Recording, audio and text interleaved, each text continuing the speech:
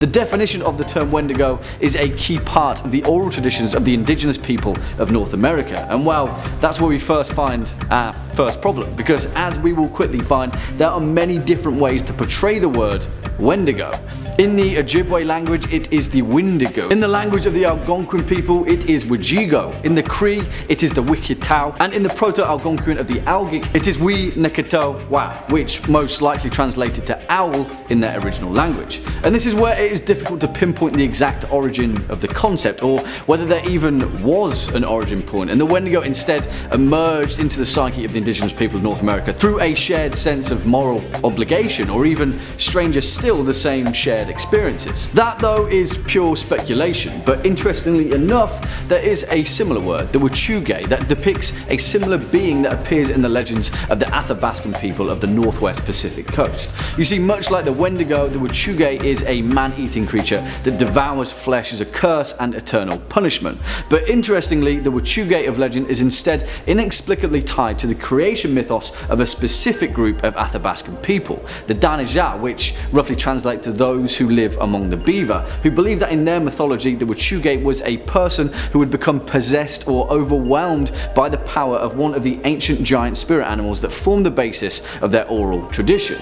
In most instances, the Wachuge is depicted as a creature formed of ice and can only be killed by being thrown into a campfire and kept there overnight until it has melted. In some instances, however, this creature is even depicted as having wings, a rare occurrence in the traditions of North American legend and a symbol of great importance. Whichever depiction of the Wendigo myth we take though, one thing is for certain. In the traditional belief systems of the Ojibwe, the Saulteaux, the Cree, the Naskapi, the Innu, and many other Algonquin speaking peoples of North America, the Wendigo is far more than just a cautionary tale told to children over a campfire. It is an integral part of their complex belief system, and in most cases it served as a taboo reinforcement, both a reminder and a warning of the hardships faced through winter. No matter which depiction of the myth we pull apart, in each of them the Wendigo is seen as the embodiment of gluttony and greed, particularly in relation to the unbreakable taboo of cannibalism. It is a cultural cornerstone, a warning sign of excess in consumption, and the creature that would later form these warning signs would become the embodiment of that. Now, that is not to say that the depiction of the Wendigo was always the same. In some cases, particularly in regard to Ojibwe and Cree lore, the Wendigo was often described as a giant creature, many times larger than a human being, a differing characteristic that was absent from other Wendigo myths of Algonquin culture. In these legends, whenever a Wendigo would consume another person, it would grow larger in proportion to the meal it had just eaten, preventing it from ever sating its own hunger. It always wanted more, never sated or content with its quarry. That's an important lesson for all of us to learn, I think.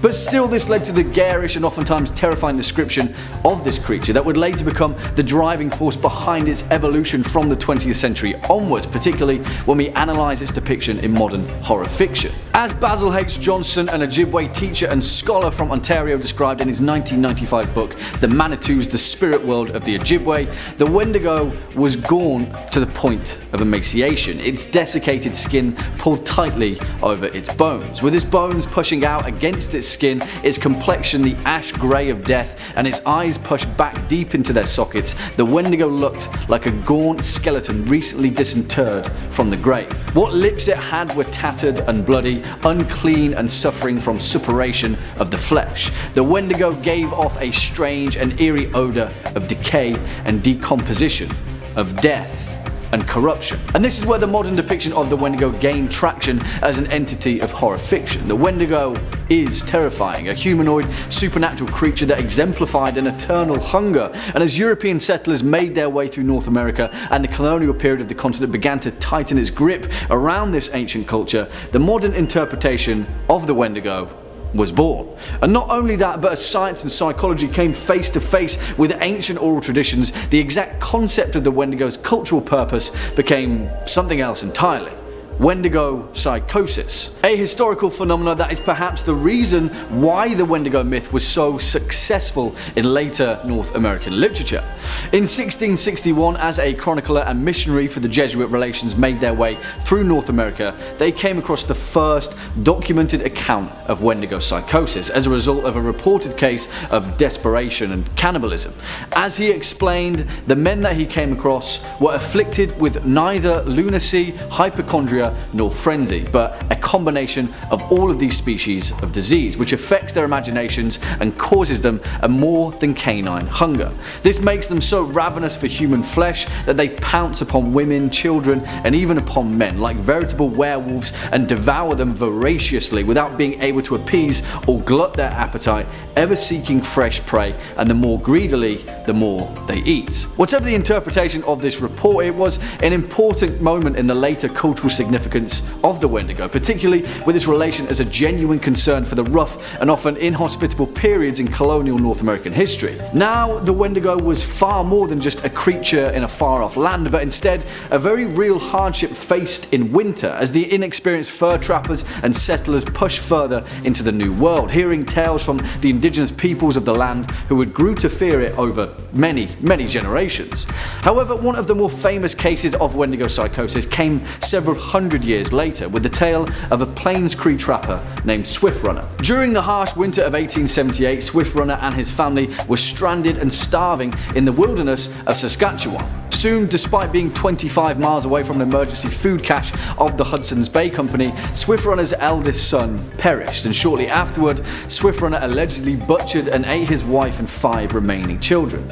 The case was both strange and shocking, and given that the Plains Cree trapper resorted to cannibalism in such close proximity to the emergency cache, it was later revealed that Swift Runner's actions were not the case of pure cannibalism as a dark and last resort to starvation, but rather of a man afflicted by Wendigo psychosis.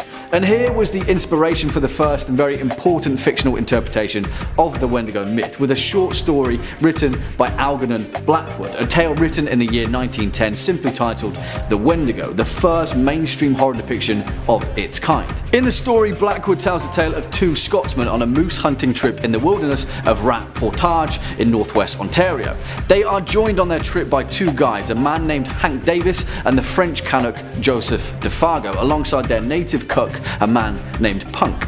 Although this tale is a very tame brush with the Wendigo myth of legend compared to most modern incarnations, it instead employed the first depiction of the Wendigo not just as a grotesque entity, but instead as a doppelganger which could take on the guise of a human being. Perhaps the most important convention of this story, though, is with the wisdom of the native character Punk, who recognizes all of the signs of the Wendigo and immediately gets the hell out of camp. Whatever its importance to the mainstream horror depiction of the Wendigo, Algernon Blackwood's story planted the seed of an idea in many other horror writers of the time. It would influence authors such as Howard Phillips Lovecraft and Grace Isabel Colburn, and most importantly, Auguste Derleth, who would use the concept of the Wendigo in his story, The Thing That Walked on the Wind, and later with his Cthulhu mythos entity, Ithaqua, which some of you may be familiar with. It's a giant Wendigo-looking ice revenant that roams the Arctic wastes. Sound familiar? Yeah. It would also go on to inspire an early short story of Thomas Pynchon's titled Mortality and Mercy in Vienna, first published in 1959.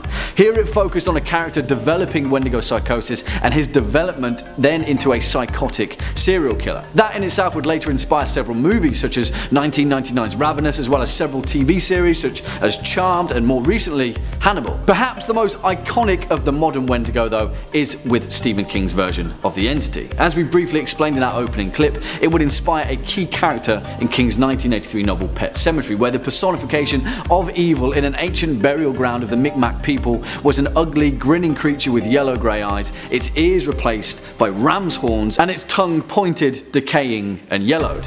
Although not as profound as it is now, at the time, King's interpretation of the Wendigo, which in turn was an interpretation of the 19th century colonial legends coming from North America, set the template for the Wendigo's later portrayal in popular horror culture, where for the most part it completely replaced the Native American lore that had long formed the importance of the Wendigo.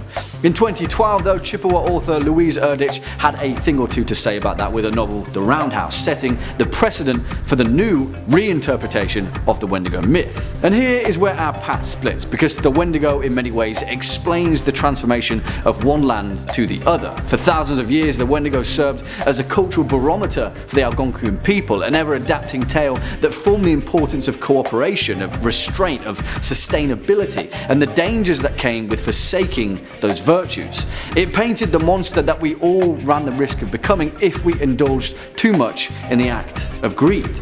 You see, as colonial North America expanded into these ancient territories and these settlers shifted away from the many European folktales that formed the basis of their society, new ones were forged, fragments of a culture that had long existed before them as they clambered to produce some sort of an identity.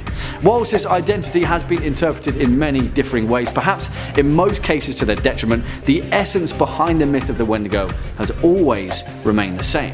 Be it man or monster, we all choose which side we fall on. Well, there we have it, horror fans, our dive into the rich mythos of the Wendigo myth. And believe me, there is far more to this incredibly important cultural concept than just what I've attempted to explain here. So if it's piqued your interest in any way, make sure to enjoy the legend for yourself. Number 5. Some strange noises. One of the creature's signature calling cards is said to be its horrific wails, its pained shrieks that don't sound like any animal you'd recognize. It's also said that it's been able to imitate human voices to better lure out its prey. And perhaps those disconcerting sounds were caught on tape as recently as 2019, when a series of howls and shrieks left a hunter and a government biologist searching for answers as to what was going on in those woods. Gino Mikas was hunting with his wife and grandson in northwest Ontario in a fairly remote rural area, about 50 kilometers away from the nearest sign of civilization, most likely an en route. Sorry, rest of the world, that joke is just for Ontario. It's a Canadian cryptid, what can I say? At first, I thought it was a moose, but my mind changed when it screamed again and again. Mikas is an avid hunter, a resident of Sioux Lookout, and knows his way around the woods and what creatures should be living in it. He added on saying, "I've heard many different animals in the wild, but nothing like this. I grew up hunting with my grandfather for the first 12 years of my life.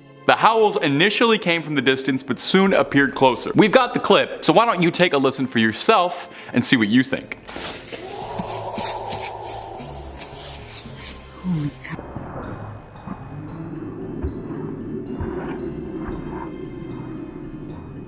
Now, some speculated that it could be a grizzly bear. However, there's not a lot of evidence for that since grizzlies don't really live in these surrounding areas. They are known to roam, but there's not reports of grizzly bears nearby. Others speculated that it could be a wolf, which definitely is possible, but you would think that an expert seasoned hunter would recognize a wolf. So, there's a number of people who speculate that this could be the mythical Wendigo caught on tape. And if you're looking for way more stories of folklore, creatures, cryptids, well, you already know what channel I'm going to recommend. It's the one you're watching right now. We've got tons and tons of scary lists just waiting for you to discover. So hit that subscribe button, please make sure to hit that bell so you don't miss a single scream and get all caught up. But do that at the end of this video if you wouldn't mind. I got way more Wendigo sightings coming up for you. Number 4, Southern Ontario sighting. Our next story also comes to us from my home province of Ontario. Makes a lot of sense. It's where a number of regional myths revolving around the Wendigo all originally stem from. Now this one comes to us from an anonymous Redditor who posted to the Skinwalkers subreddit detailing a strange encounter that they had, possibly with the creature.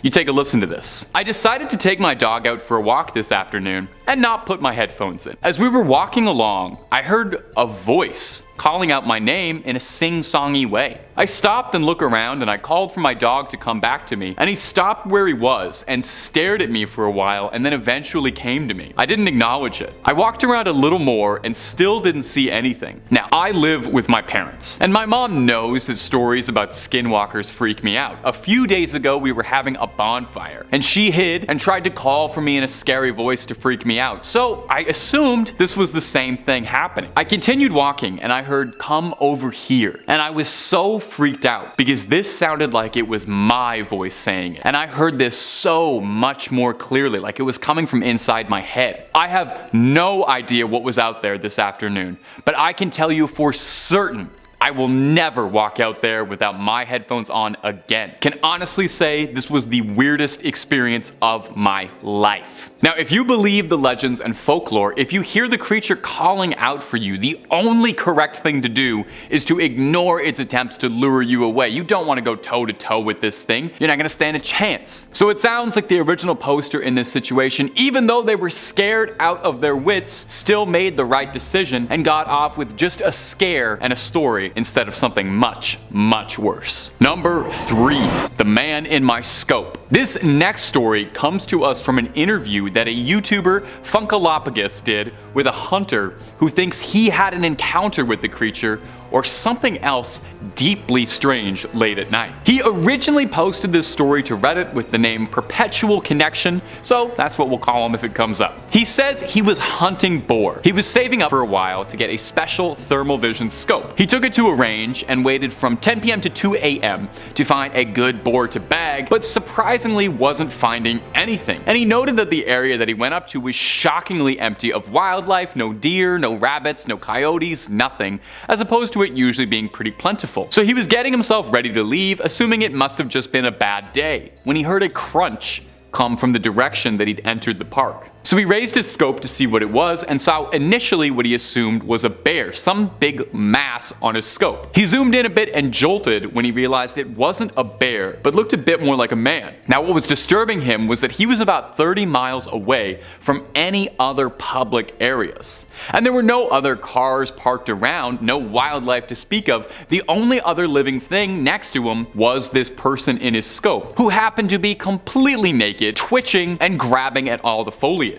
The OP then says that the mysterious figure looked up at him and in an extremely unsettling, high-pitched feminine voice began to call out for help. The hunter believed that he was being trapped and scrambled to escape. He said it didn't sound like this voice should be coming from this entity. And he said that the creature was staring at him with a wide smile and unfurled itself standing on its back legs, standing 6 feet tall or maybe more. He pointed his weapon at the unknown entity and warned for it to stand down and said that it arched on its fours again and hissed at him like a cat before disappearing into the brush, screeching in wail. The hunter would return to his car and drive off in an absolute panic, I think like most of us would, and he would tell authorities what he saw, but he was only reprimanded for hunting at night. I mean, fair enough. If I reported that story to the sheriff or something, I think I as the sheriff would hear that and just, scratch that off, be like, oh, I'm not messing with that. So what do you think? Did he happen to come across someone in the woods who was just having a wild night on all of the substances, or was that a close encounter with death that he narrowly avoided? Number 2,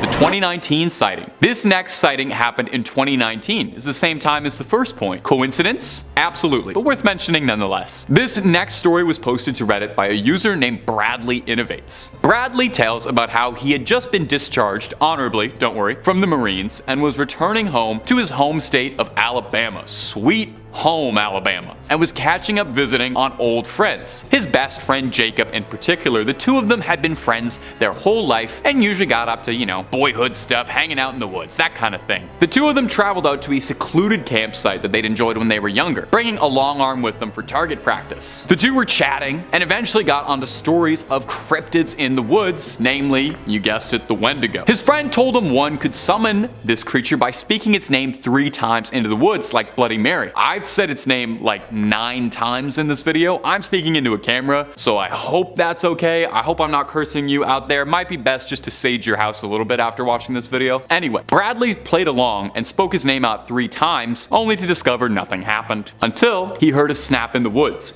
and his reflexes instinctively darted backwards. A few coyotes ran by, and his friend decided that it was enough scares for the woods and started to pack up when a tree began to fall forward towards them. Now, if that wasn't already unnerving, the Redditor said the next thing he heard was the voice of his friend's younger sister calling out to them both, except they didn't bring her along and she wasn't anywhere nearby, and that's when both of them knew they were in far deeper trouble than they thought. They claimed that they saw an emaciated, fleshy monster, deathly thin, with next to no meat on its bones, skin as pale as ash, and a vibrant blue eyes. That actually sounds pretty familiar, to be honest. The men fired at it and ran screaming from the woods towards their car. They escaped, horrified by what they saw, but luckily alive. If this story is true, then that has to be a real-life encounter with the creature.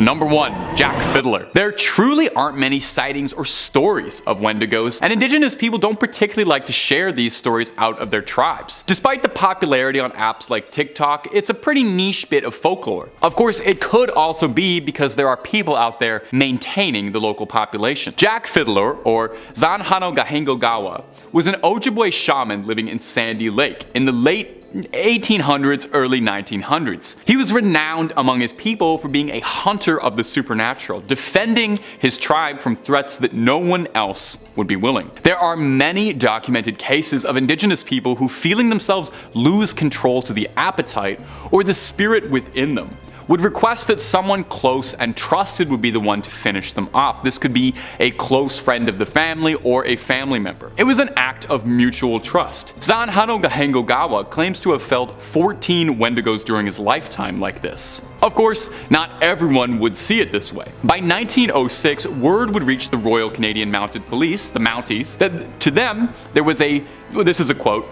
"a band of pagans in the habit of killing one another whenever one gets delirious through fever or other causes." By 1907, the mounted police had arrested Zanhano Gahengogawa and his brother Pescoquan for the death of Pescoquan's daughter-in-law. Locals in the tribe decried the decision, saying they didn't understand, and that the man they were accusing of being a killer was a quiet, dignified man who lived with a clear conscience. After 15 weeks of imprisonment, Zanhano Gahengogawa would escape from the police escort holding him. When they found him, he was lying on a rock with a sash tied in a knot around his neck. It was his way out of escaping persecution. Coming in at number 5, need more children. If anyone ever says this phrase to you, feel free to run away at speeds previously unknown to man, or knock them out. You have my full support. However, if the individual in question ends up being a Wendigo, then you're probably not going to have much luck with either of those tasks. They're just too strong and too spooky. And they get what they want most of the time, as evidenced by the story told by a now deleted Reddit user. I wonder how they're doing these days. I'll do my best to abridge this story for the sake of the length of today's video, so here we go. A man, his girlfriend, and their 3-year-old son all went out of town on a camping trip. At the behest of his superstitious partner, our storyteller packed the classic camping supplies, plus a shotgun, rifle, combat knife, and machete. When they reached their campsite, they noticed that the park rangers were kind of on edge and didn't seem to notice that they brought a whole pile of weapons. Odd. Onwards they trudged though and set up camp. That night they witnessed a horrible scene. It looked like someone had brutally killed a large animal, a buck perhaps, and dragged it away by the antlers. Not an easy task by any metric. Unnerved but resolute, they ate dinner and fed their son, then went to bed. In the middle of the night, a strange noise echoed throughout the woods, waking the man. He sat up and heard what sounded like muffled crying, prompting him to peek outside of the tent. What he saw he couldn't quite explain. It was like an enormous deer, slightly misshapen with enormous antlers and a strangely human presence about it. The man didn't need to see anything else. He pulled out his gun and shot it multiple times, causing it to bleed and shriek. It didn't die though, and before it disappeared into the night, it said the words, "Need more children." The man and his panicked wife then passed out. The panic didn't disappear the next morning either, as their son was not in the tent with them. They called the police, who arrived to investigate the blood left by the creature, and the man seemed to overhear them say something about it getting more bold. Unfortunately, their son was never found. Coming in at number 4, the Texas Wendigo. Traditionally, Wendigo are only found along the East Coast forests, around the Great Plains of the United States, and in the areas surrounding the Great Lakes. It's not often that you'll hear stories of them coming from other places, but parts of Texas are indeed located upon the Great Plains. And this Wendigo in particular made quite the name for itself in the area. From 2016 onwards, folks from the Yorktown, Texas area reported seeing a hulking figure almost 10 feet tall lurking around forested areas. It became such a common sight that a lot of people decided to avoid the woods altogether for a while. One intrepid explorer wanted to get a closer look at the thing, so he started frequenting the spots that it was most often sighted.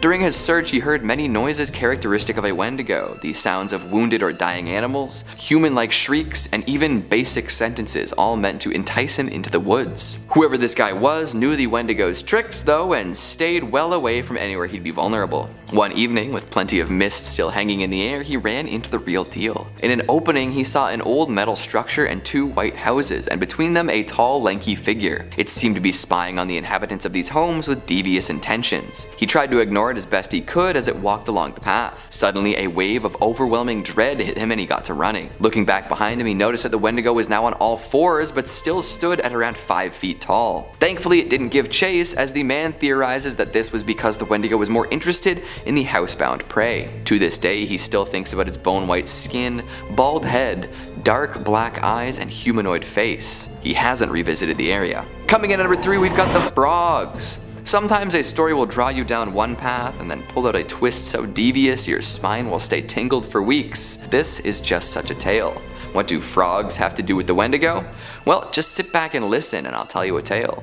This comes from Reddit user Unathana, who has a long history of listening to frogs make noise at night. When they were a kid, their grandmother would reassure them that the croaking was actually good as it kept the Wendigo away. Over time, they got used to the sounds and actually found them quite soothing. Flash forward many years and Unathana is enrolled in post-secondary education, taking a course on Native American literature. The Wendigo that they're learning about here is described a little differently than they remember their grandmother talking about. Frogs don't really do all that much to protect against such a creature. A damn shame. They then moved to a new place on the edge of town within a stone's throw of a pond just packed with frogs. The noise was once again comforting to them and they tended to keep their windows open to hear them and enjoy the balmy summer heat. However, the night they recounted this story, things were different. Gone was the heat as well as the sound of frogs. In fact, it was unseasonably cold and the night was quieter than ever. This did not bode well for Unathana, not one bit. Every passing second meant more dread, with nowhere to run or hide. The Wendigo is out there somewhere. Better watch out. Coming in at number 2, we've got Anansi's Goat Man. One of the best known Wendigo green text tales, the proliferation of spooky encounter stories on 4chan's paranormal board had a large impact on creepypasta culture in the early 2010s, usually told from a first-person perspective in bullet point form. Well, Anansi's tale starts as a green text, maybe to entice more readers to stick around, but soon becomes a more traditionally written story. It chronicles his trip out to Alabama to visit family and the very strange things that happened while in the rural landscape. He and some cousins went out to a little cabin/trailer in the woods and brought some neighbors and other local kids with them. At first, it was just a smell, something like copper or blood that washed over the area. Nobody could explain it, so they tried to ignore it. Then strange figures appeared in the trees making awful noises. Folks were freaked out, so they ditched the fire and went inside, which resulted in plenty of loud bangs at the door. Understandably, lots of people were scared and wanted to leave, but trekking back through the woods late at night with no weapons with all this going on seemed like a bad idea. They decided to stick it out till morning and then leave once whatever rednecks in the woods stopped messing with them. Soon they realized that there were 12 people in the cabin at some point, and now they were just down to 11. Uh-oh. So the next morning, some people left, but Anansi and his buddy Tanner stuck around with a few more folks. The copper smell came and left over and over again, and soon enough they realized that one of the people they were with was acting weird. She ran off slack-jawed into the woods and nobody saw her again. Tanner's cousin showed up later with a gun and claimed to have seen that girl gibbering alone in the woods. He tried to talk to her, but she didn't respond. Weird. On the last night everyone was at the cabin, somebody fired at the figure in the woods, causing it to scream and thrash for hours. During this time, everyone tried to get some sleep in the cabin while Tanner stood guard with the gun. Half asleep, he noticed someone come in from the bathroom and fall asleep on the floor. But that put their head count at higher than he remembered. It's a bad sign. Just to be safe, he continued to pretend to sleep in the guard chair and noticed that the new addition would convulse and thrash around from time to time. The next morning, everyone left except Tanner, who said he'd lock everything up. Checking the bathroom that the extra body came in from, he noticed that the bathroom window was wide open. Whatever this creature was, it was infiltrating their cabin and pretending to be another person the whole time. Horrifying. And finally, at number 1, we've got the gun nut green text. We'll cap off this list with one more green text similar to Anansi's story, but with a different twist. A group of friends from college decided to take a trip out to an uncle's cabin. The stench of blood and copper was just as prevalent here, and over time, the strange event stacked up. The friends heard their own voices off in the woods, calling out for people to come find them. Dead animals were left all over the property, culminating in 2 halves of a deer being thrown at the side of the cabin. Thankfully, these pals were all a bunch of gun nuts with experience making homemade thermite, and when the going got bad, they got to work. Preparing to leave the cabin in the middle of the night, they had different roles for dealing with their Wendigo assailant. Some took point with rifles, while others packed their things. But at the last moment, after one pal went running off into the woods to see what he could find, they noticed something odd. A figure looking like their friend friend who had just run off was in the back of the cabin, appearing extra disheveled, pretending to pack up with the rest of them. This was their sign to open fire, and toss one of their homebrew thermite grenades after it. Even then, they can't be sure that they actually put an end to whatever shape-shifting creature was stalking them. The cabin ended up as ash though, so they're not planning on visiting anytime soon. At number 5, we've got the Stalker Challenge. Right on, you might hear that name and think it's one thing, but it's actually probably not the first conclusion your mind lands upon. The Stalker Challenge isn't about following someone around or testing a pal's skills at going unnoticed in the dark. It's actually a reference to a popular PC game called Stalker, where players explore an alternate reality Chernobyl exclusion zone. A lot of folks praise it for its lonesome and isolated atmosphere and the more realistic gunplay. Plenty of online military enthusiasts, survivalists, and Tarkovsky fans enjoy the game, so when we say that this Wendigo sighting was a result of the Stalker Challenge, we can probably assume the writer was a fan of Stalker and wanted to experience living life solo in the wastelands for a while. During this temporary hermitage, he worked his way into the middle of nowhere with nothing but some vodka, guns, and a harmonica. Like a true survivalist, he hunted some small game, made a meal of it, and explored the surrounding area. Snacking on the rabbit he'd hunted, he heard some rustling coming from the bushes, but didn't think anything of it. The next day, he was startled awake by some screaming. Weird, especially considering how far he was from civilization. Grabbing his rifle, he went off in the direction of the scream. It didn't seem to come from one singular location, and eventually the writer got lost. After a long day wandering around, he found his way back to the camp he'd set up, but now somebody else was there. There was a humanoid form in tattered clothes staring down at his fire pit, unmoving. Worried that this person might be injured, the writer called out to him. No response. After a few minutes of standing there staring at him, he again asked if he was alright. The humanoid figure turned to him and said, "I wouldn't worry about it." This set off alarm bells for the writer, who began to back away. At that point, the humanoid mentioned that he could go for another meal right now, prompting the writer to book it out of there. Hearing the humanoid running behind him, he turned around and shot blindly, apparently finding his mark. The creature screamed, the same scream from earlier, and seemingly disappeared. The writer eventually made it to the road and encountered a car. He didn't look back. Coming in at number 4, we've got the Nebraskan Wendigo. If you weren't already wary of traveling alone in Nebraska, now you've got a whole new reason. That's right, a new spooky story of someone's close encounter with a third kind. Maybe not an alien, but hey. This tale comes from a guy who was a farmhand when he was younger. One night, the farmer he worked for asked if he could figure out who was trampling all the corn stalks at night. Excited to take on guard duty, the farmhand stayed up to see if he could catch the culprit.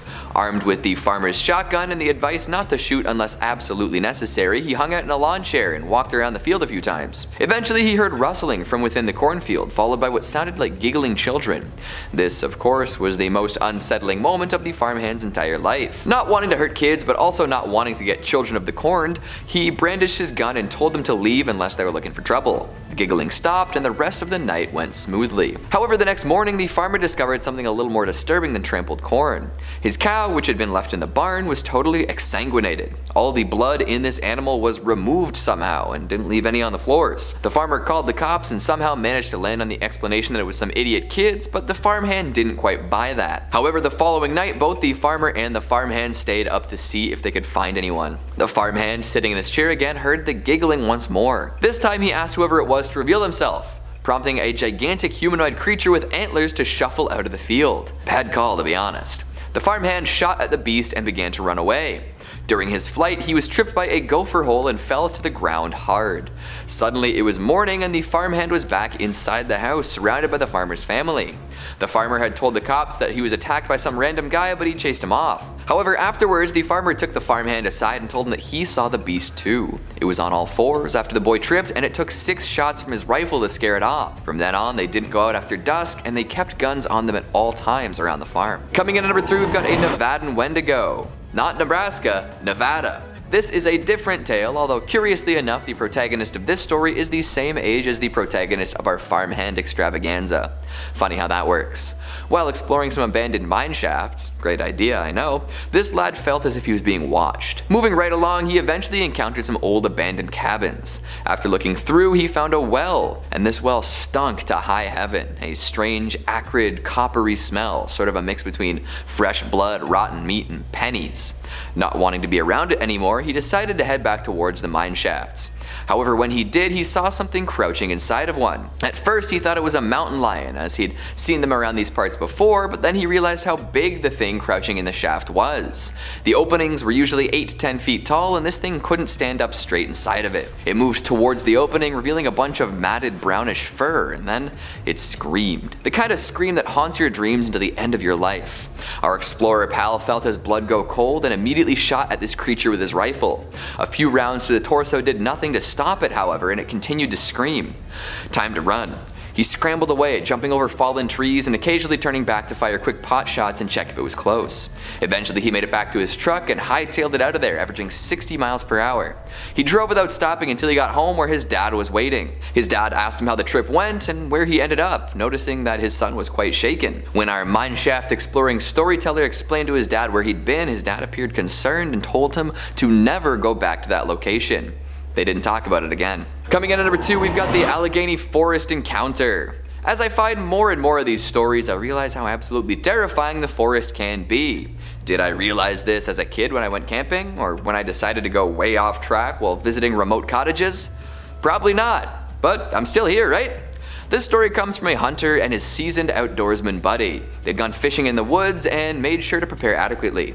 Black bears around that area, so they had their guns with them. After encountering a mangled deer corpse, they were a little unsettled. However, they chalked it up to a bear or maybe some coyotes and kept moving. A little while later, something set off the buddy's spidey senses and he asked for his gun. Moving to the middle of the creek, they saw a bear running through the woods full tilt. It was followed pretty closely by a deer headed in the same direction. But why would a deer be chasing a bear? Well, it wouldn't. Something was chasing both of these creatures, something huge. From afar, it looked like a massive deer with superimposing antlers, but as it ran, it noticed the two hunters and moved towards them. When it got up close, they realized that it had a huge maw full of teeth that could only be described as belonging to a carnivore. That was all the warning they needed. Shooting at the beast while running away, they made sure to put as much distance between them and it as possible. Eventually, they made it to a plateau where nothing seemed to be wrong. Reloading their weapons and looking around for any sign of trouble, they realized they were in the clear. Miles from their base camp, they hiked all the way back on high alert but never encountered the creature again. Even now, they have no idea what the hell they ran into. And at number 1, we've got another farm experience. This one doesn't stem from working on a farm though, it stems from living on one. When the writer was about 13, he and some friends lived in a rural area and would often get together to goof around in the woods. Meeting at one friend's farm, they chased each other around with sticks for a little while. However, our narrator ran off and stumbled upon a dead deer with some limbs missing. This led to the discovery of a bunch of dismembered animal parts strewn about the entrance to the woods. At that point, most of the friends went back to the farmhouse, while our fearless storyteller and a couple more pals went to investigate. This expedition resulted in the discovery of a dead cow with missing ribs, broken legs, and a head picked clean of soft tissue. Yuck. That was it for the night and everyone got home safe. About a week later though, while hanging out near his house, the storyteller heard what he thought was his dog. Thinking it would rush out of the bush and beg for a treat, he wandered in the direction the noise was coming from, but what came out of the bush was not his dog. It was a shambling abomination, walking around like a newborn doe, covered in viscera with teeth as sharp as knives. Needless to say, he ran right inside. That night, while gripping a baseball bat in bed, he heard an awful scratching upon the wall outside his room. As this happened, his dog started freaking out, barking at the back door. Our storyteller rushed downstairs and grabbed the dog, double checking that his door was locked, and he stayed up all night listening for more. The noises eventually subsided and dawn broke. In the morning light, he peeked outside the door and saw an assortment of pig's feet strewn about the porch. Yikes. Coming in at number 5, we've got a Nevadan escapade. This story comes from a self-proclaimed survivalist living in Nevada. They open up the tale with a bit of a disclaimer, saying that they never really believed in the paranormal before this happened. In fact, prior to experiencing this, they would have assumed that anything strange going on would likely be the result of government experiments and the like. There was absolutely no way they expected an experience like the one I'm about to summarize. So the survivalist had a couple weeks of vacation saved up and didn't want to let it roll over to the next year. Taking that time off, he didn't really know what to do with himself. After a day of doing nothing, he decided to go camping on his own, as none of his friends were able to take any time off. Away he went, packing some basic supplies and grabbing coffee and donuts on the way out. After setting up camp in the middle of nowhere, the survivalist decided to have a little vodka and do some target shooting. Following an encounter with a jackrabbit, he came across a freshly killed coyote. Seeing as hunting coyotes is relatively common practice in Nevada, he didn't think much of it, but he still saw the way the body was left as strange. Weird smell too. That evening, while scanning through some capped channels on his ham radio, the survivalist came across something odd. Knowing that there was military presence in the area, he wasn't too surprised to hear the sounds of gunfire coming through the speaker. However, these wargame sounds were followed up by what he described as nails on a chalkboard and a blood-curdling scream. Immediately after hearing these noises, the radio crapped out. Uh-oh. Reassuring himself that whatever happened there was hundreds of miles away, he went to bed. The next day, while puttering about, he wandered into a fenced-off military area, letting him know that whatever those noises were last night, they were probably closer than he assumed. Exploring this area more, he came across a cave that piqued his interest. Heading inside, he didn't notice anything odd at first, but soon became attuned to a very particular rotting smell. The same smell he noticed when coming across the oddly killed coyote. This tipped something off in his head and he got the hell out of there. At that point, the survivalist was terrified. Returning to his camp, he found that it had been raided. Everything was torn up, tossed about, and emptied, and nothing was missing though. While checking on his equipment, he noticed that all of these sounds in the area had stopped, dead quiet as night fell. And that's when he saw it. A humanoid creature standing off to the side, looking straight at him with dark voids for eyes. Hell, it even looked like it cracked a little smile.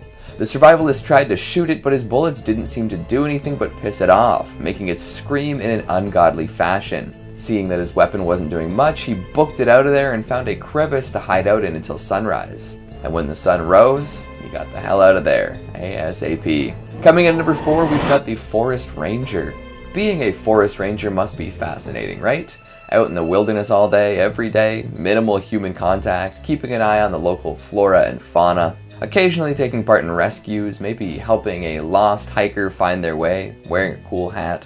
What a life. Of course, it isn't all fun and games. There are plenty of harrowing situations one can find themselves in when deep in the forest. However, mythical monsters don't usually come up during job training, so you better watch out. Take this tale from a forest ranger somewhere in the States. While responding to a missing persons report, they found themselves in a tricky area of the hiking trail. At some point it splits, with one of the paths leading people deeper into the forest instead of back to the service area. Naturally, the ranger called for some backup, and about a half hour later his backup showed up. Ranger and backup head off into the woods, calling out for the missing person, but to no avail. And when they got to the split in the path, Mr. Backup disappeared too. Trying for a while to contact the missing backup on their walkie, the ranger got a little spooked. Then, when all hope seemed to be lost, he ran into someone matching the description of the original missing person. However, this individual didn't respond to anything the ranger said to them. The ranger took the person back to their truck and told them to wait in the back while he went to look for his backup again. At this point, his backup chimed in on the walkie, saying that he'd found the missing hiker at the bottom of a hill with a broken leg and would be returning with him soon, which didn't line up with what he had seen.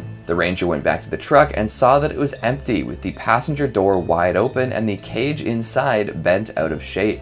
Apparently that kind of stuff had been happening for a while too. Folks hearing their neighbors calling out in the night when they knew their neighbors were on vacation, or perhaps hearing their dog barking outside when the dog was at the foot of their bed. Coming in at number 3, we've got a deep woods discovery. There's nothing quite like having your expectations subverted, yeah? I don't want to spoil too much of this story before I tell it, so here we go. I found this one in green text format, and it seems to be coming from a person living in a rural area. Every year, they find that hiking in the wooded area near their home is quite pleasant in the fall, so they head out to do just that. However, they seem to find some of the more overgrown areas unsettling. Makes sense, especially if you're far away from society at large. As they explore a little more, they notice something dive into the bushes, giving them a start. At that point, the hiker has had enough and decides to book it. There's something nearby though, and it seems to be following quite closely. Eventually, the hiker makes it to the end of the trail and realizes that they have to go back where they came from. After the experience they had, they're not looking forward to it. In the end, they do indeed buck up and head back to the top of the trail. When they get to the part where they saw something dive into the bushes, they realize that it wasn't a monster or anything sinister, but in fact a little girl. She calls out for help, but as the hiker gets closer, a strange feeling washes over him. It looks like the girl is hurt and can't walk on her own, but when the hiker gets close enough for the little girl to see him, she begins screaming bloody murder. Oh no. It's at this point that the hiker gives up all pretenses and eats the girl, taking her form.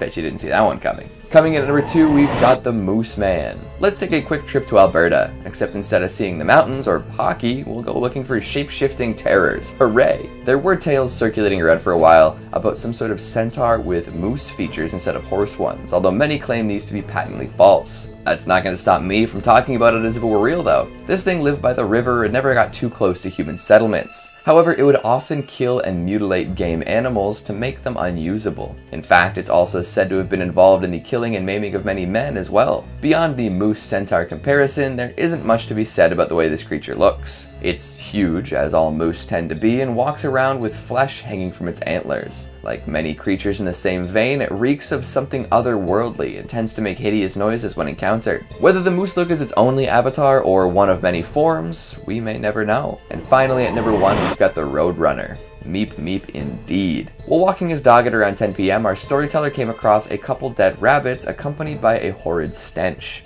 Assuming it was just a fox or something, he moved right along. Soon after, his dog started acting super weird though. It wouldn't move at all and seemed to be staring at something off in the distance, eyes wide. Then the smell came back. This time he couldn't quite place where it was coming from, but he'd heard enough stories about bad smells and evil vibes in the woods to know to be careful. He took his dog and got off the path, hiding in some tall grass to the side. That's when he saw it. Something almost indescribable. Gray skin, rotten flesh, a horrible, emaciated horse's head, limbs that only seemed to half work. Made him want to run away at full speed immediately, but that was a bad call with it so close by. Sneaking seemed to be the better choice. The man and his dog started creeping away and got about 50 feet. The creature was out of sight now and the man thought he could start running. But apparently the Roadrunner knew exactly where he was trying to sneak away to and was immediately on his tail. Thankfully, the sneaking gave this man and his dog a bit of a head start and they were off to the races. As they ran from this awful beast, the man could hear it breathing. It sounded like an overexcited child, happy to be running in the woods in search of something good. Thankfully, getting back to the jagged gravel path proved to be a challenge for the Roadrunner. Whatever was wrong with its limbs made it difficult to traverse the rocky terrain, and eventually it gave up, screaming all the while. The man hasn't seen the creature again, but that's no guarantee that it's not around. Shapeshifting isn't uncommon with these kinds of things. Well, how do you feel about the Wendigo now? Any better or worse than when we started?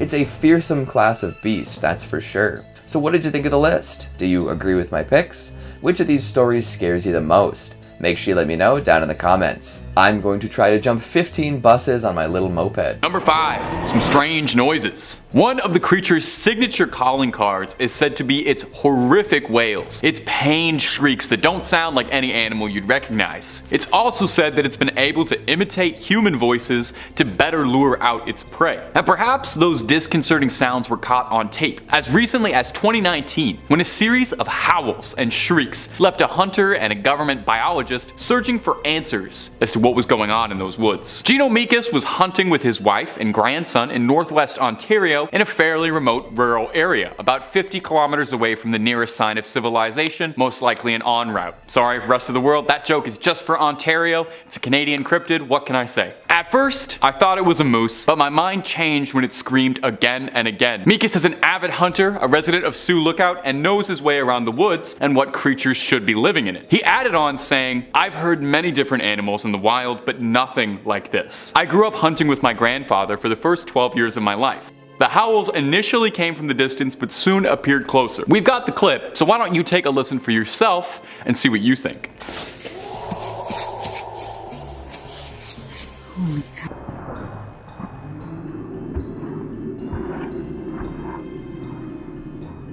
Now, some speculated that it could be a grizzly bear. However, there's not a lot of evidence for that since grizzlies don't really live in these surrounding areas. They are known to roam, but there's not reports of grizzly bears nearby. Others speculated that it could be a wolf, which definitely is possible, but you would think that an expert seasoned hunter would recognize a wolf. So, there's a number of people who speculate that this could be the mythical Wendigo caught on tape. And if you're looking for way more stories of folklore, creatures, cryptids, well, you already know what channel I'm going to recommend. It's the one you're watching right now. We've got tons and tons of scary lists just waiting for you to discover. So hit that subscribe button, please make sure to hit that bell so you don't miss a single scream and get all caught up. But do that at the end of this video if you wouldn't mind. I got way more Wendigo sightings coming up for you. Number 4, Southern Ontario sighting. Our next story also comes to us from my home province of Ontario. Makes a lot of sense. It's where a number of regional myths revolving around the Wendigo all originally stem from. Now this one comes to us from an anonymous Redditor who posted to the Skinwalkers subreddit detailing a strange encounter that they had, possibly with the creature.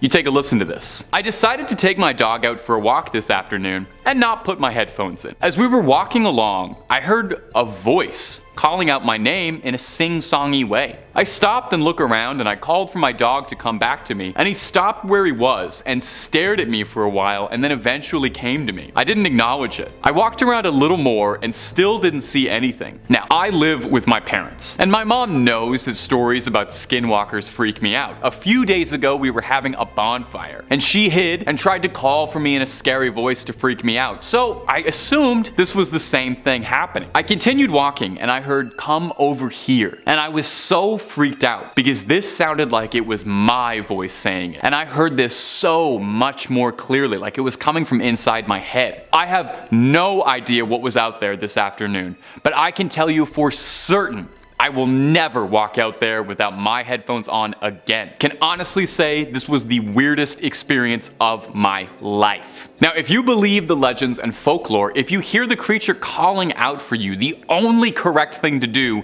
is to ignore its attempts to lure you away. You don't want to go toe to toe with this thing. You're not going to stand a chance. So it sounds like the original poster in this situation, even though they were scared out of their wits, still made the right decision and got off with just a scare and a story instead of something much, much worse. Number 3, the man in my scope. This next story comes to us from an interview that a YouTuber, Funkalopagus, did with a hunter who thinks he had an encounter with the creature or something else deeply strange late at night. He originally posted this story to Reddit with the name Perpetual Connection, so that's what we'll call him if it comes up. He says he was hunting boar. He was saving up for a while to get a special thermal vision scope. He took it to a range and waited from 10 p.m. to 2 a.m. to find a good boar to bag, but surprisingly wasn't finding anything. And he noted that the area that he went up to was shockingly empty of wildlife, no deer, no rabbits, no coyotes, nothing, as opposed to it usually being pretty plentiful. So he was getting himself ready to leave, assuming it must have just been a bad day, when he heard a crunch come from the direction that he'd entered the park. So he raised his scope to see what it was and saw initially what he assumed was a bear, some big mass on his scope. He zoomed in a bit and jolted when he realized it wasn't a bear, but looked a bit more like a man. Now what was disturbing him was that he was about 30 miles away from any other public areas. And there were no other cars parked around, no wildlife to speak of. The only other living thing next to him was this person in his scope, who happened to be completely naked, twitching and grabbing at all the foliage. The OP then says that the mysterious figure looked up at him and in an extremely unsettling, high-pitched feminine voice began to call out for help. The hunter believed that he was being trapped and scrambled to escape. He said it didn't sound like this voice should be coming from this entity, and he said that the creature was staring at him with a wide smile and unfurled itself standing on its back legs, standing 6 feet tall or maybe more. He pointed his weapon at the unknown entity and warned for it to stand down, and said that it arched on its fours again and hissed at him like a cat before disappearing into the brush, screeching in wail. The hunter would return to his car and drive off in an absolute panic, I think like most of us would, and he would tell authorities what he saw, but he was only reprimanded for hunting at night. I mean, fair enough. If I reported that story to the sheriff or something, I think I as the sheriff would hear that and just, scratch that off, be like, oh, I'm not messing with that. So what do you think? Did he happen to come across someone in the woods who was just having a wild night on all of the substances, or was that a close encounter with death that he narrowly avoided? Number 2, the 2019 sighting. This next sighting happened in 2019. It's the same time as the first point. Coincidence? Absolutely, but worth mentioning nonetheless. This next story was posted to Reddit by a user named Bradley Innovates. Bradley tells about how he had just been discharged, honorably, don't worry, from the Marines and was returning home to his home state of Alabama. Sweet home Alabama, and was catching up visiting on old friends. His best friend Jacob in particular. The two of them had been friends their whole life and usually got up to, boyhood stuff, hanging out in the woods, that kind of thing. The two of them traveled out to a secluded campsite that they'd enjoyed when they were younger, bringing a long arm with them for target practice. The two were chatting and eventually got onto stories of cryptids in the woods, namely, you guessed it, the Wendigo. His friend told him one could summon this creature by speaking its name 3 times into the woods like Bloody Mary. I've I've said its name like 9 times in this video. I'm speaking into a camera, so I hope that's okay. I hope I'm not cursing you out there. Might be best just to sage your house a little bit after watching this video. Anyway, Bradley played along and spoke his name out 3 times, only to discover nothing happened. Until he heard a snap in the woods, and his reflexes instinctively darted backwards. A few coyotes ran by, and his friend decided that it was enough scares for the woods and started to pack up when a tree began to fall forward towards them. Now, if that wasn't already unnerving, the Redditor said the next thing he heard was the voice of his friend's younger sister calling out to them both, except they didn't bring her along and she wasn't anywhere nearby, and that's when both of them knew they were in far deeper trouble than they thought. They claimed that they saw an emaciated, fleshy monster, deathly thin, with next to no meat on its bones, skin as pale as ash, and a vibrant blue eyes. That actually sounds pretty familiar, to be honest. The men fired at it and ran screaming from the woods towards their car. They escaped, horrified by what they saw, but luckily alive. If this story is true, then that has to be a real-life encounter with the creature. Number 1. Jack Fiddler. There truly aren't many sightings or stories of Wendigos, and indigenous people don't particularly like to share these stories out of their tribes. Despite the popularity on apps like TikTok, it's a pretty niche bit of folklore. Of course, it could also be because there are people out there maintaining the local population. Jack Fiddler, or Zanhano Gahengogawa, was an Ojibwe shaman living in Sandy Lake in the late 1800s, early 1900s. He was renowned among his people for being a hunter of the supernatural, defending his tribe from threats that no one else would be willing. There are many documented cases of indigenous people who, feeling themselves lose control to the appetite or the spirit within them, would request that someone close and trusted would be the one to finish them off. This could be a close friend of the family or a family member. It was an act of mutual trust. Zanhano Gahengogawa claims to have felled 14 Wendigos during his lifetime like this. Of course, not everyone would see it this way. By 1906, word would reach the Royal Canadian Mounted Police, the Mounties, that to them there was this is a quote, "a band of pagans in the habit of killing one another whenever one gets delirious through fever or other causes." By 1907, the mounted police had arrested Zanhano Gahengogawa and his brother Pescoquan for the death of Pescoquan's daughter-in-law. Locals in the tribe decried the decision, saying they didn't understand, and that the man they were accusing of being a killer was a quiet, dignified man who lived with a clear conscience. After 15 weeks of imprisonment, Zanhano Gahengogawa would escape from the police escort holding him. When they found him, he was lying on a rock with a sash tied and a knot around his neck. It was his way out of escaping persecution. Coming in at number 5, I have the Wendigo from Borderlands 3. Borderlands 3 is the 4th installment of the main series Borderlands games and was released in 2019. The release was a success and the game met a lot of people's lofty expectations. The game is a first-person shooter game where you play as a vault hunter. There's a plethora of different quests and missions in this game, and as I'm sure you're all expecting, one of them is centered around a Wendigo. The Wendigo boss is found during a mission called Horror in the Woods. Yeah, Horror in the Woods, guys. It's safe to say the makers of this game know that this creature is freaking scary. You find this Wendigo in a deep, creepy looking cave. The Wendigo in this game is fast and extremely talented at climbing because oftentimes it will scale the walls of the cave on all fours. It has classic antlers jutting from its head and will often charge at the player. What's different than other adaptations of the Wendigo though, is that this thing can literally spit fire. As if scaling walls and being super fast and strong wasn't enough, the game makers decided to give this Wendigo the ability to breathe fire at you. That, on top of the fact that it's extremely hard to kill, has a skull for a face, and what looks to be muscle tendons for its body is what puts it on this list. I have it down here at number 5 though, because the graphics of Borderlands 3 aren't particularly scary, but it definitely deserves a nod. At number 4, we have the Wendigo from the video game Outriders. This is a third-person video game released earlier this year on most platforms. The premise of this game is that climate change has gotten to a place of no return, and the people of Earth have decided that they need to find another planet or they're going to die. Wow, that just got real very quickly. The player in this game takes on the role of an Outrider, who is an elite soldier tasked with being sent to this new planet that the human race wants to settle on. When they're there, they find a plethora of enemies, and sure enough, one of them is a Wendigo. This game doesn't have multiple Wendigos, it only has one,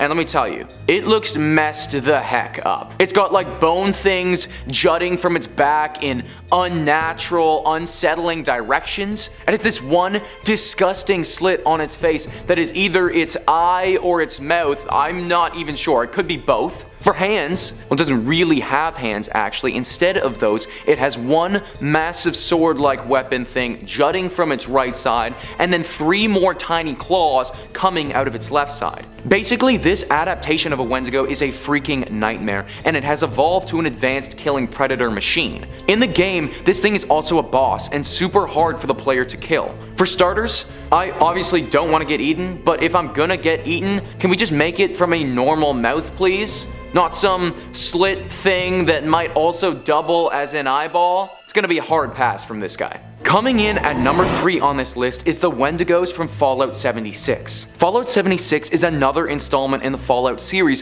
which for the most part has gotten excellent reviews. Although many thought that this video game as a whole did not meet the standards of the previous Fallout games, they definitely nailed it with their adaptation of the Wendigo. The Wendigo in Fallout 76 is a very fast and strong enemy that can be found in various locations around the map. Unlike the previous 2 video games mentioned, there are multiple Wendigos that the player has to deal with. Sticking to the folklore, the purpose of this enemy is to eat the player, and if you aren't careful or properly armed, they will succeed. What is different about Fallout 76 is that these creatures have different variations to them. The Ravenous Wendigo, the Glowing Wendigo, and the Scorched Wendigo can all be found throughout this game. The designation of what type of Wendigo they are is determined by environment or where the player is in the game. The image of the Wendigo changes slightly depending on what type of subspecies it falls under. However, they all have some general characteristics. They kind of look like a bigger and stronger Gollum from Lord of the Rings.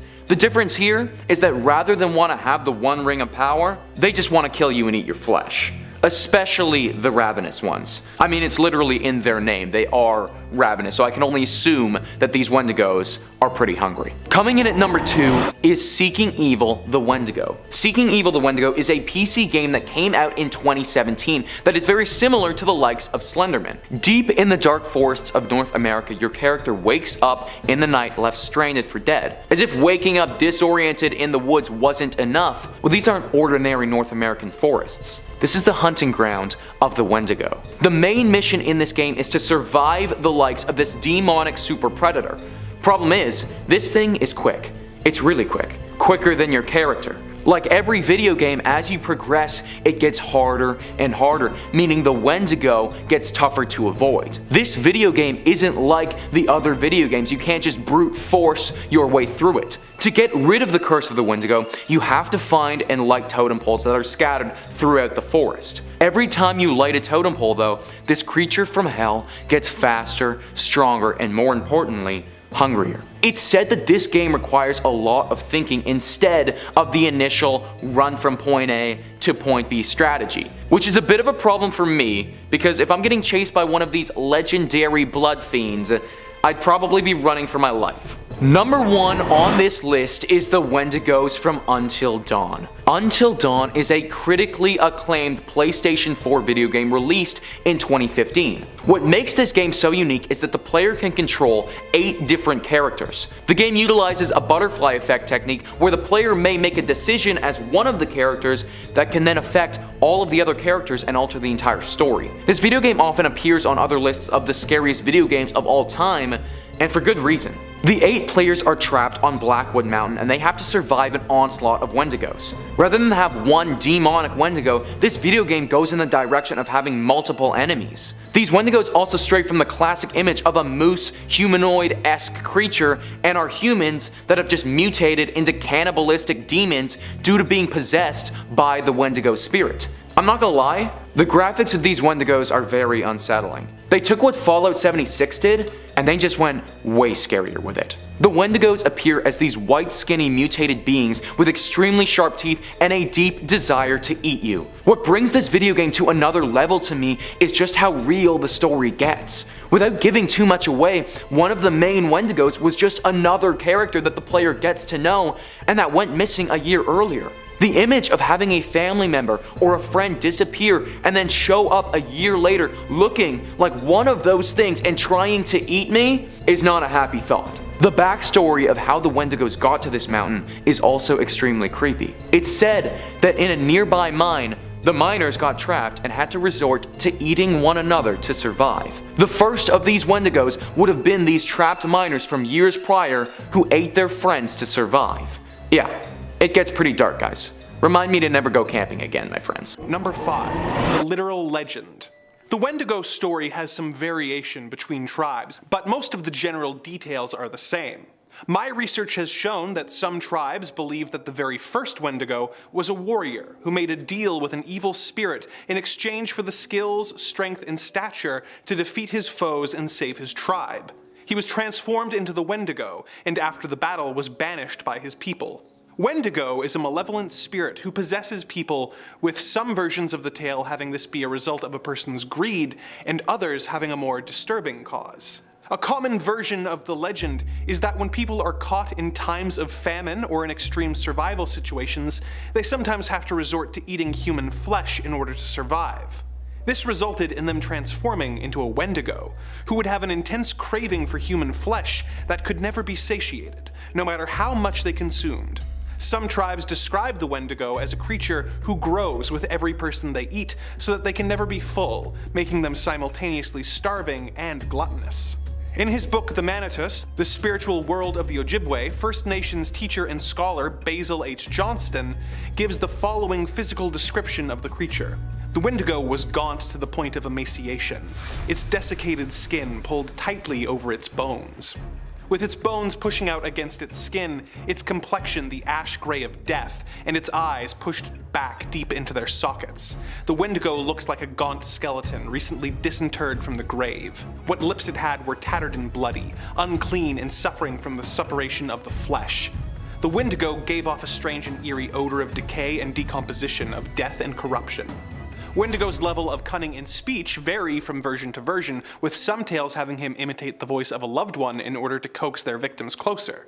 A particularly disturbing folk story that was part of the compilation of tales assembled by a scholar named Lottie Marsden in Ojibwe Myths and Tales Archaeological Report of the Canadian Institute goes as follows. One time long ago, a big Wendigo stole a boy.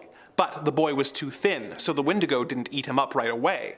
But he traveled with the boy, waiting for him to get fat. The Wendigo had a knife and he'd cut the boy on the hand to see if he was fat enough to eat. But the boy didn't get fat. They traveled too much. One day they came to a village and the Wendigo sent the boy to the village to get some things for him to eat. He just gave the boy so much time to go there and back. The boy told the tribe that the Wendigo was near them, and showed them his hand where the Wendigo cut him to see if he was fat enough to eat. They heard the Wendigo calling the boy. He said to the boy, "Hurry up, don't tell lies to those people." The tribe went to where the Wendigo was and cut off his legs. They went back again to see if he was dead. He wasn't. He was eating the marrow from inside of the bones of his legs that were cut off. The tribe asked the Wendigo if there was any fat on them. He said, "You bet there is. I've eaten lots of you. No wonder they are so fat." Then they killed him and cut him to pieces. This was the end of this giant Wendigo. Number 4. The purpose of the legend. Whether the native people believe in the Wendigo as a literal creature or merely as a legend depends entirely on the individual's beliefs and who you ask, and it's frankly really not for me to say. There are certainly a significant number of believers who report sightings, but for the purpose of this entry on the list, let's look at the Wendigo from the perspective that it's a folk legend that was created and passed down for a purpose beyond "Look out, snow monster!" Many scholars believe that the Wendigo was created as a cautionary tale and a deterrent. As any Canadian will tell you, the winters here can be long and brutal. This would result in hunting parties being trapped in storms and there being extreme food shortages. In such extreme survival situations, it would not be uncommon for people in their desperation to consider eating members of their community in a last-ditch effort to survive. This was considered extremely taboo, obviously, and the prevailing idea was that in these situations it was the proper response to face famine with resignation and a readiness for death.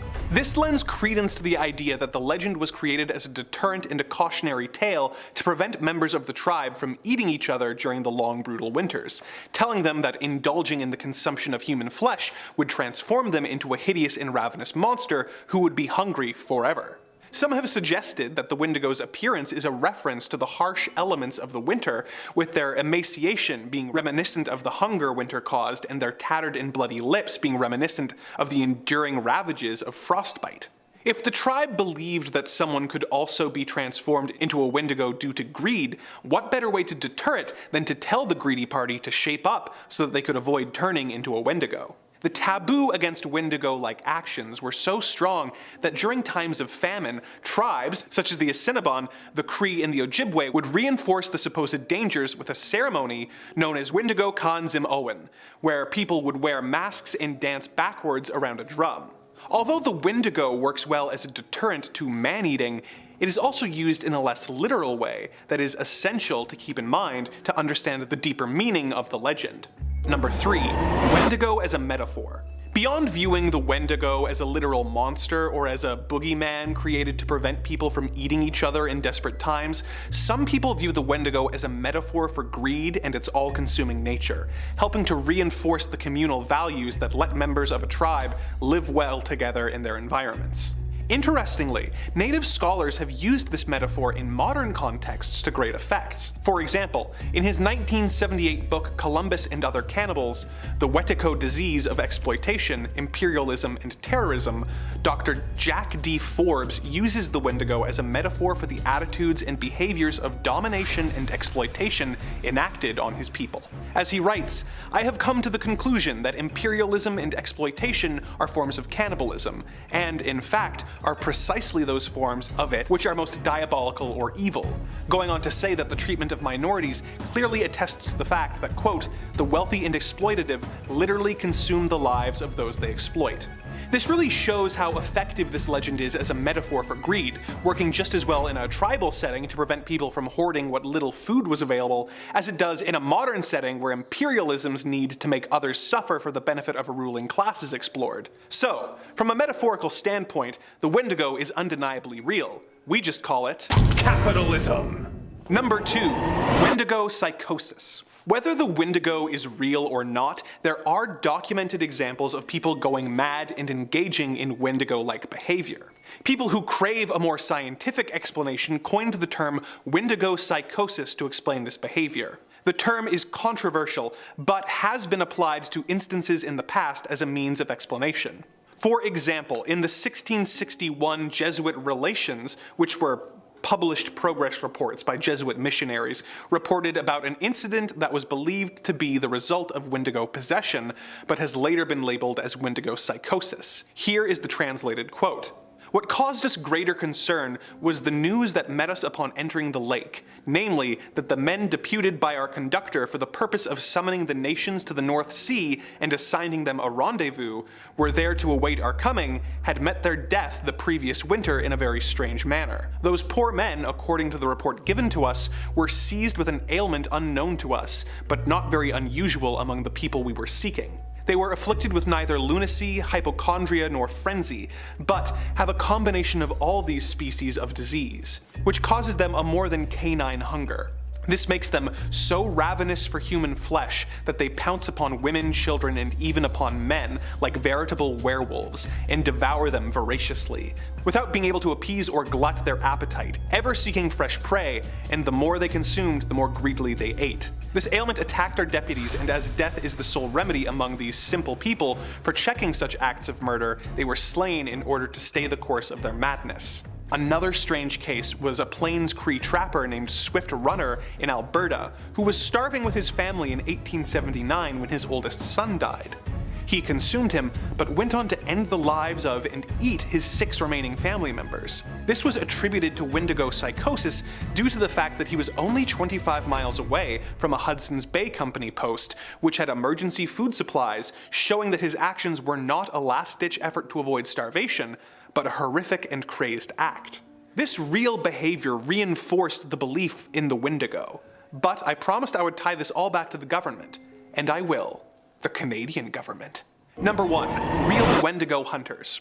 This entry focuses more on the belief that the Wendigo is a spirit who possesses people rather than causes them to turn into a giant monster. This belief has caused a few situations where people attributed violent acts to possession by the Wendigo spirit, or in other cases took the lives of people thinking that they were possessed and that their death was the only way to prevent the dangers of the Wendigo from taking innocent lives.